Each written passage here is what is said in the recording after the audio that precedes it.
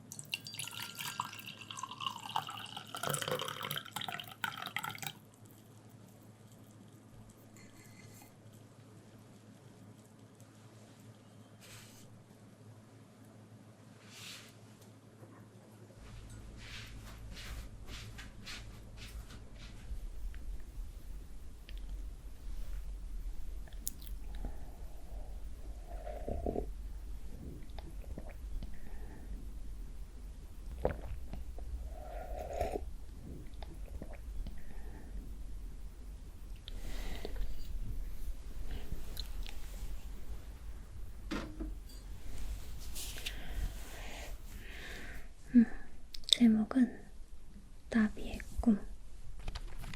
나비의 꿈.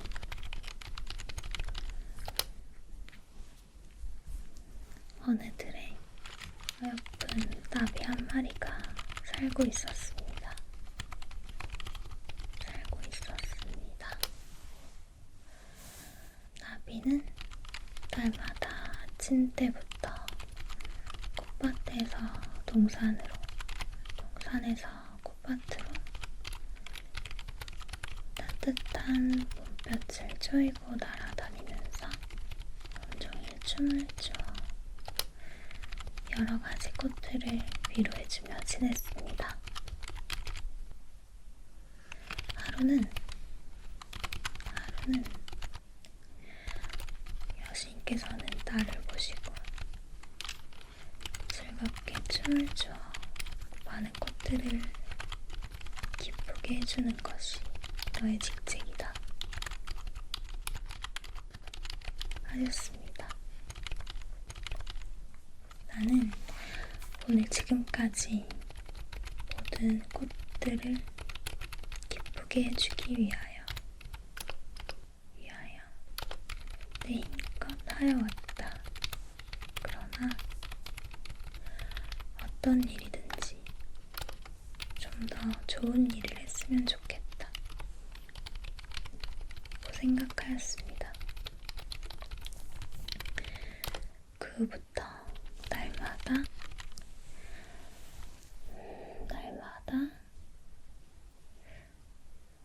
좋은 일, 더 좋은 일, 더 좋은 일, 더 좋은 일을 할 생각만 하고 있었습니다. 어느 날 밤이었습니다. 나비는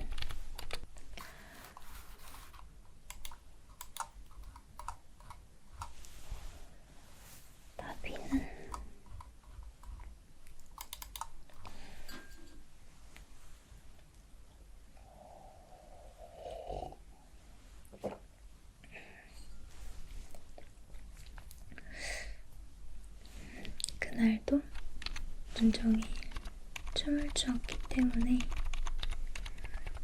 저녁 때가 되니까 몹시 고단하여서 일찍이 배추밭 노란 꽃가지에 누워서 콜콜 가늘게 코를 골면서 잠이 들었습니다. 그리고 이런 꿈을 꾸었습니다. 나비는 전과 같이 이리저리 펄펄 날아다니다가 어느 틈에 전에 보지 못하던 모르는 곳에 이르렀습니다. 거기는 시골같이 쓸쓸한 곳인데 나직한 언덕 위에 조그마한 집이 한 채 있었습니다.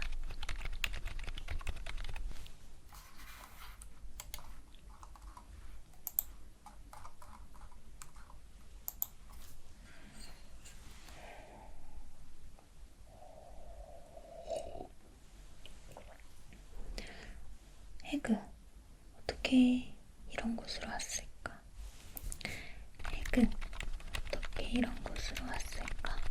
하고 나비는 이상해했습니다. 그리고 언뜻 보니까 그 조그마한 집 뒷뜰에는 동백나무가 서 있고 나무에는 빨간 동백꽃이 많이 피어 있었으므로 나비는 그 꽃 위에 앉아서 날개를 쉬고 있었습니다. 따뜻하게 볕만 퍼지고 동네도 조용하고 이 조그마한 집도 사람 없는 집같이 조용하였습니다.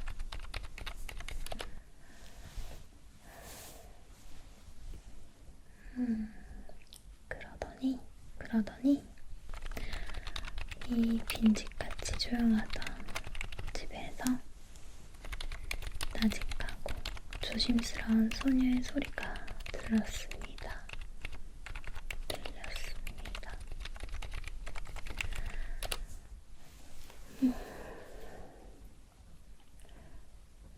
민수야, 얼른 나아야 얼른 약을 먹고 얼른 나아지지 않겠어? 얘 민수야, 얼른 나아야 약을 먹고 얼른 나아야 하지 않겠니? 네가 이렇게 알아 누워있기만 하면 누나가 쓸쓸하지 않겠어? 병든 동생의 머리맡에 앉아서 근심하는 소리였습니다. 그러니까 그 병든 동생이 기운 없는 말로 대답하는 것이 들렸습니다. 누나, 나는 약 먹기 싫어요. 서서 어떻게 먹어? 누나, 나는 약 먹기 싫어. 서서 어떻게 먹어? 존댓말로 할까? 존댓말로 하자. 먹기 싫어요. 서서 어떻게 먹어요?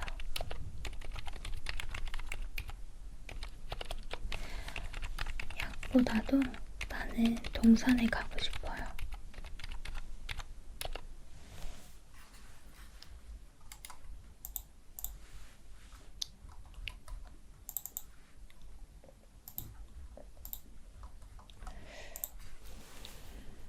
작년처럼 동산에 올라가서 새 우는 소리도 듣고 나비가 날아다니는 것을 보고 싶어요.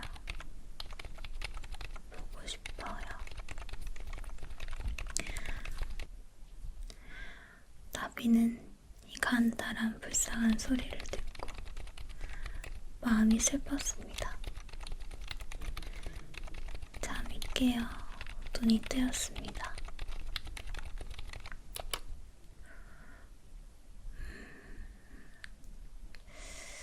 벌써 날이 밝아서 세상이 환하였습니다.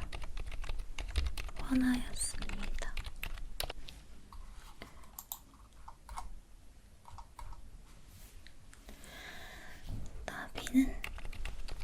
나비는 지난밤의 꿈을 다시 처음부터 차근차근히 생각하였습니다. 생각할수록 어딘지 분명히 그런 불쌍한 어린 남매가 있는 것 같이 생각되었습니다. 그래서 나비는 가끔 놀러오는 동무 꾀꼬리에게 찾아가서 그 꿈 이야기를 하였습니다. 그러니까 마음 착한 꾀꼬리도 그 말을 듣고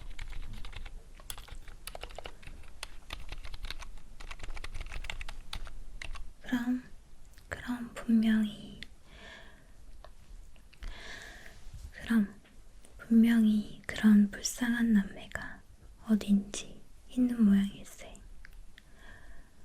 하였습니다. 그리고는 다시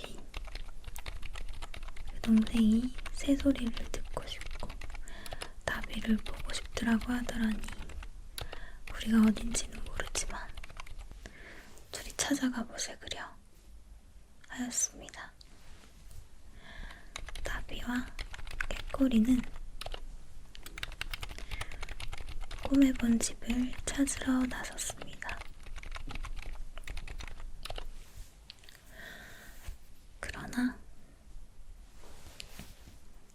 어느 곳에 그런 집이 있는지 아는 수가 있겠습니까? 아는 수가 있겠습니까? 하는 수 없이 쩔쩔매다가 마침 높이 떠서 날아오르는 기러기를 불렀습니다. 서늘한 나라를 찾아서 추운 나라를 찾아서 서늘한 나라를 찾아서 북쪽으로 향하고 먼 길을 가던 기러기는 개꼬리가 부르는 소리를 듣고 내려왔습니다.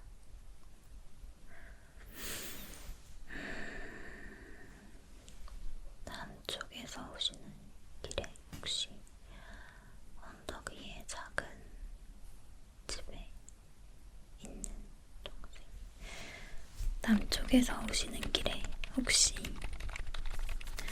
언덕 위에 조그만 집에 어린 동생이 알아들어놓고 누이가 울고 있는 불쌍한 남매를 보지 못하였습니까? 우리는 그 집을 찾아가려고 그럽니다. 하고 꾼꾼 이야기를 자세히 하였습니다. 기러기는 그 말을 듣고 알고 말고요. 착한 남매가 불쌍하게 근심을 하고 있습니다. 어서 가보십시오. 어서 가보세요. 어서 가보세요. 여기서 저 남쪽으로 쭉 가서 아마 10리는 될 거예요. 여기서 곧장 가면 그 언덕이 있는 곳이 보입니다. 어서 가보십시오. 하고 말을 켜주고는 북쪽 나라로 갈 길이 멀고 급하다고 인사하고 갔습니다. 나비와 꾀꼬리는 기뻐서 한숨에 갈 듯이 남쪽으로 날아갔습니다. 한참이나 가니까 언덕이 보였습니다. 언덕 위에는 꿈에 보던 그 조그만 집이 있고 뒤뜰에는 꿈에 앉았던 동백꽃도 피어 있었습니다. 얼마나 반가운지, 어떻게도 반가운지, 여기다, 여기다 하고 나비는 꾀꼬리를 데리고 동백꽃 나무에 앉아서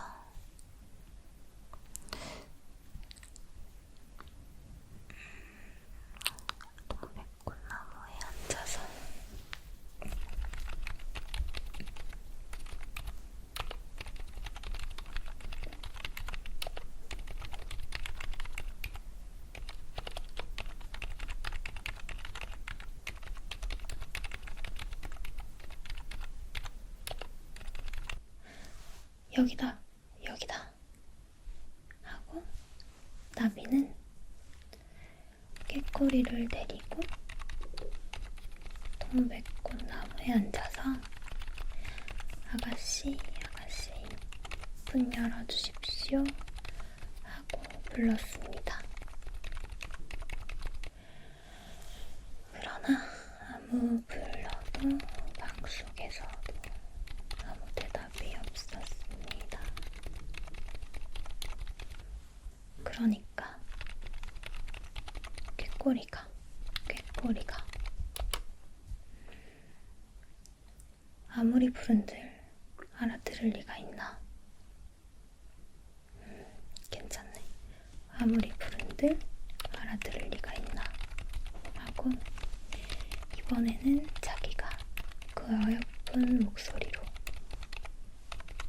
꾀꼴 꾀꼴 꾀꼴꼴 꾀꼴 꾀꼴 꾀꼴꼴 하고 노래를 불렀습니다. 그러니까 방 속에서 깜짝 놀래는 듯한 소리가 나더니 방문이 드르륵 열렸습니다. 꾀꼬리는 그냥 자꾸 노래를 불렀습니다. 방문을 열고 내다보는 사람은 12살쯤 되어 보이는 멀쩡한 소녀였습니다. 꾀꼬리와 나비가 나란히 앉아있는 것을 보고 몹시도 반가워하면서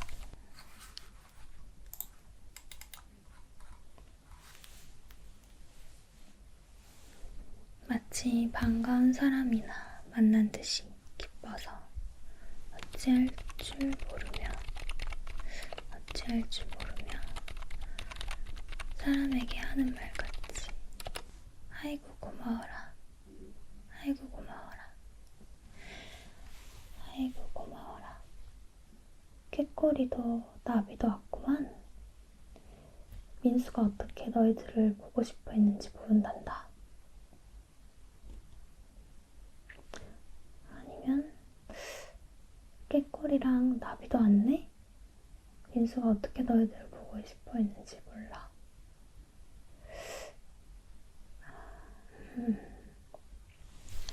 첫 번째 걸로 가자. 민수가 어떻게 너희들을 보고 싶어 했는지 모른단다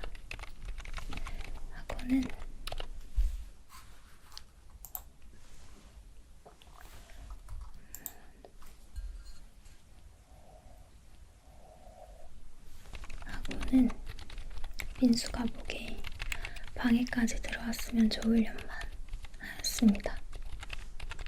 나비와 꾀꼬리는 후루루 날아서 방으로 들어갔습니다. 방이라야 좁다란 한 칸 방인데 9살쯤 된 어린 사내아이가 마르고 파란 얼굴에 눈을 감고 누워서 마치 잠이 든 것 같기도 하고 그랬습니다. 민수야, 민수야, 눈을 떠보아라. 나비와 꾀꼬리가 왔어. 민수야, 눈을 떠보아라. 나비가 왔다. 하면서 소녀는 동생을 부드럽게 흔들어서 깨웠습니다. 꾀꼬리는 목소리를 곱게 내어 재미있고 씩씩하게 꾀꼴 꾀꼴 꾀꼴꼴 하고 노래를 정성껏 불렀습니다.